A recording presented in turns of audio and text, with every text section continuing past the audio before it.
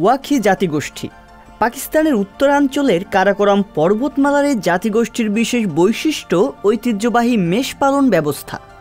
মেষ পালনে আমরা এ যাবৎকালে পুরুষদের সংশ্লিষ্টতা দেখলেও ওয়াকি জাতিগোষ্ঠীর নারীরা মেষপালিকার দায়িত্ব পালন করেন। শত শত বছর ধরে এই নারীরা গ্রীষ্মকালের পুরোটা সময় মেষ পালনের কাজে পামির মালভূমি অঞ্চলে কাটিয়ে আসছেন।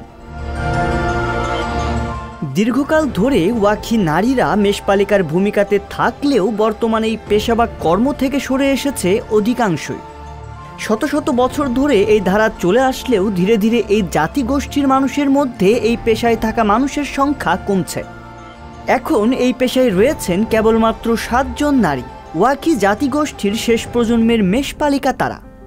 প্রতি গ্রীষ্মে নিজেদের গ্রাম শামসিল থেকে পাহাড়ের ওপর ভেড়ার পাল নিয়ে যান। উদ্দেশ্য ভেড়ার পালের পর্যাপ্ত খাবার ও সুস্থতা। সমুদ্রপৃষ্ঠ থেকে প্রায় 5000 মিটার উচ্চতায় পৌঁছাতে একটানা হাঁটতে হয় 3 দিন। এর মাঝে তাদের দীর্ঘ সময় মালভূমিতে অতিবাহিত করার জন্য বহন করতে হয় প্রায় 20 কেজির মতো খাবার। তার উপর এই দীর্ঘ পথ পাড়ি দেওয়ার সময় খেয়াল রাখতে হয় ভেড়ার দিকেও। ওয়াকি জাতিগোষ্ঠীর একমাত্র পেশা ছিল মেষ পালন ও কৃষিকাজ। এখানের মানুষ 21 শতাব্দীর শুরুর দিক পর্যন্ত পুরো পৃথিবী থেকেই বিচ্ছিন্ন ছিল। পামির মালভূমির উদ্দেশ্যে যাত্রা শুরু করা এক নারী তার অভিজ্ঞতার কথা জানান। তার যখন বিয়ে হয় তখন সবাই ভেড়া বা ইয়াকের জুতা পরত। এমনকি তার ভাই বিদেশ থেকে তার বিয়ের সময় জুতা পাঠিয়েছিল, যা দেখতে আশেপাশের গ্রামের মানুষজন তাদের বাড়িতে ভিড় জমাত। শত শত বছর ধরে এই জাতিগোষ্ঠীর বিভিন্ন বয়সী নারীরা তাদের গ্রীষ্মকাল পামির মালভূমিতেই কাটিয়ে আসছেন। পৃথিবীর সবচেয়ে উঁচু এই পার্বত্য অঞ্চলে ওঠানামা করাটাও বিশাল এক চ্যালেঞ্জ।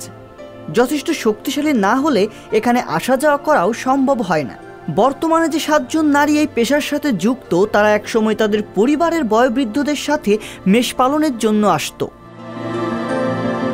দীর্ঘ সময় এখানে তারা ভেড়া পালনই করে না, বরং ভেড়ার দুধ থেকে তৈরি করে দই ও মাখন। ফিরে যাওয়ার সময় তারা তৈরিকৃত সব দই মাখন গ্রামে নিয়ে যেত। ওয়াকি নারীদের মেষ পালন আর দুগ্ধজাত পণ্যের বিক্রির অর্থ দিয়ে তাদের উপত্যকায় প্রবেশের একমাত্র রাস্তাটি তৈরি হয়েছে।